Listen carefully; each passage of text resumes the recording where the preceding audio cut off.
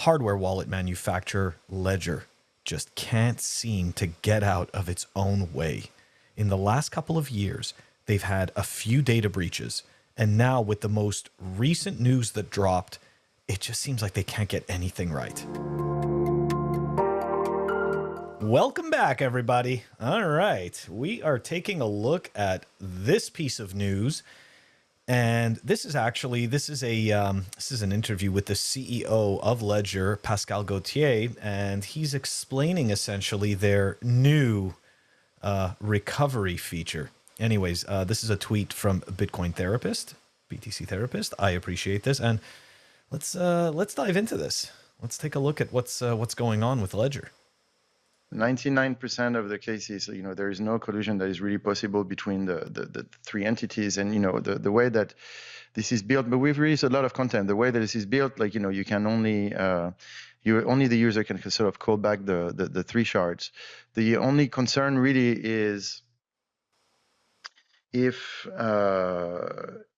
we get subpoena by a government to say now, this user specifically, we would like you to, retrieve the three shards, etc. So that's not a real concern in the end, because for several reasons.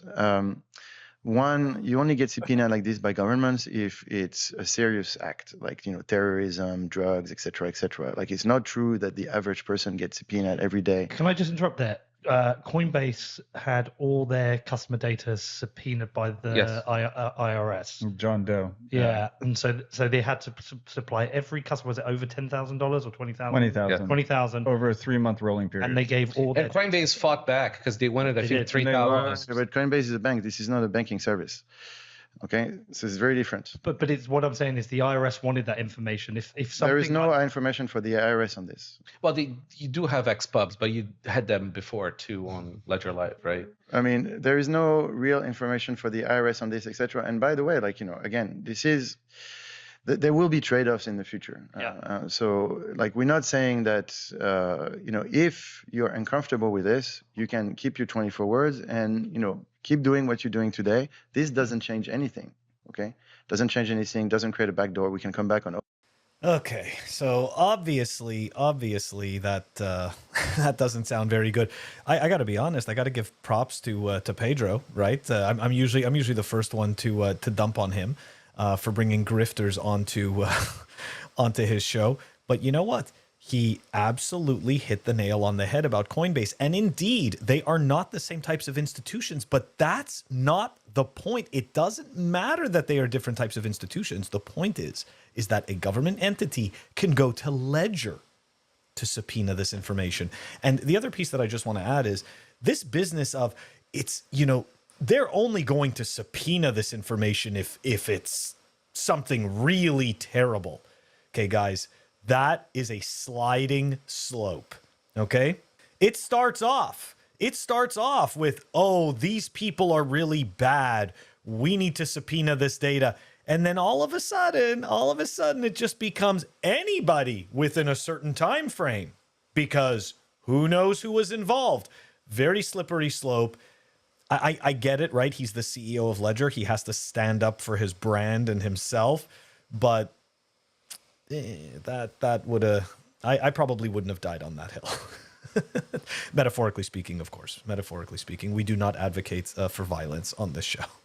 Anyways, all right. So let's dive into this. Let's dive into this story, because it didn't just end there, right? Like that was just an interview. Let's go take a look at this thing from different angles.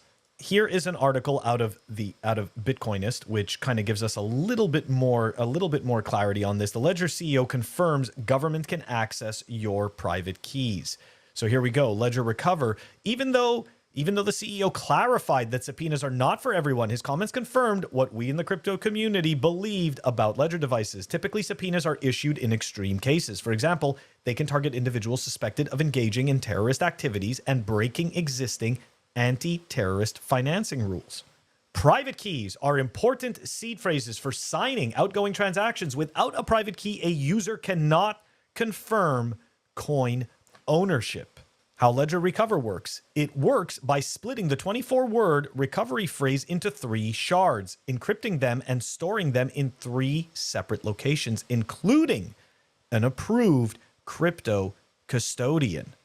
Those who opt in must also submit. This is the part right here. Those who opt in must also submit their personal information as part of the Know Your Customer procedure, KYC.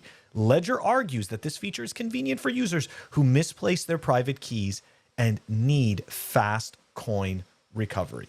Okay, so this is where Pascal Gauthier, the CEO of Ledger, is essentially explaining the trade-offs, right? So if you want to use this type of custody model, you essentially have to KYC yourself, which is provide your personal information to Ledger, which, by the way, has already had 2 data breaches.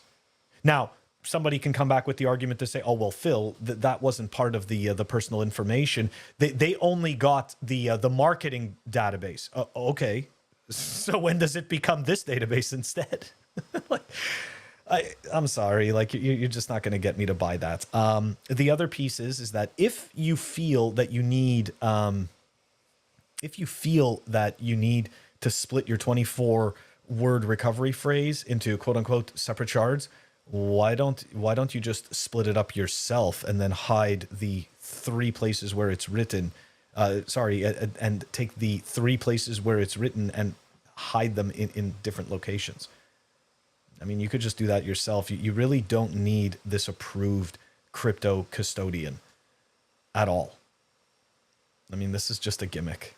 And as quickly as they rolled it out, they are rolling it back. All right, here we go. This came out of Decrypt yesterday. Ledger delays plans for private key recovery service following controversy. Oh my God, no way. All right, everybody freaked out. They got a whole lot of noise. Clearly, it was a terrible decision, and the market let them know that.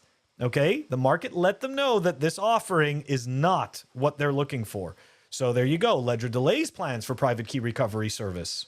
On Tuesday morning, Ledger Chief Technology Officer Charles Guillemette said on Twitter that the company has decided to accelerate their open sourcing roadmap to bring more verifiability to everything we do.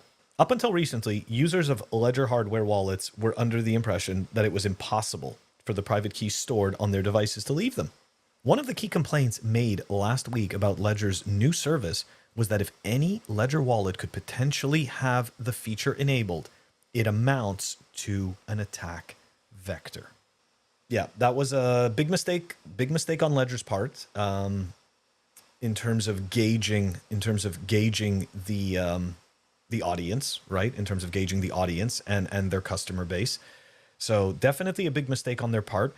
Good for them that they took a step back. I definitely, I can applaud them for saying, oh, this is really not what the market wanted and we got this wrong. Maybe we should pull back and take a look at this again. So I definitely applaud them for that. I do find it comical, though, that a business that has proven in the past, sadly on at least 2 occasions, that their data security can't be trusted, rolls out a service like this. And the excuse that it's only quote unquote really bad people that are going to get subpoenaed, I don't buy that for a second. I remember being told when I was younger that, your bank account would only get frozen if you were a really bad person, right? If you did bad things, and the bank caught on, they would freeze your account. Okay, well, my bank accounts were frozen and it was nothing illicit that I had done. It wasn't even a transaction that I had accepted or anything like that. It was because an employer of mine was a scumbag and I ended up getting screwed. But the bank took no chances and locked me out of my account. So anyway, that was just one incident. That was just one incidence of several. But my point is, it's a sliding scale. Okay, you can't listen to these guys. At the end of the day, he just wants to be able to sell his devices and sell their services. So if he can manage to con you into believing that the trade-offs to giving their organization Number one, access to your personal information. Number two, making it possible for a government entity to request and retrieve part of your private key. This is just a failure in the making. Incredibly dangerous, massive failure. Just to wrap it up, I do appreciate that they want to get the community more involved with their development. It seems as though they're listening to the market. I'm talking about Ledger. It seems as though Ledger's listening to the market. So we'll have to see. But either way, that was unfortunately just a terrible move on their part. That's brutal. Anyways, guys, don't forget to like and subscribe. It helps us out with the YouTube algorithm, the evil, crazy YouTube algorithm. And of course, I will catch you all tomorrow.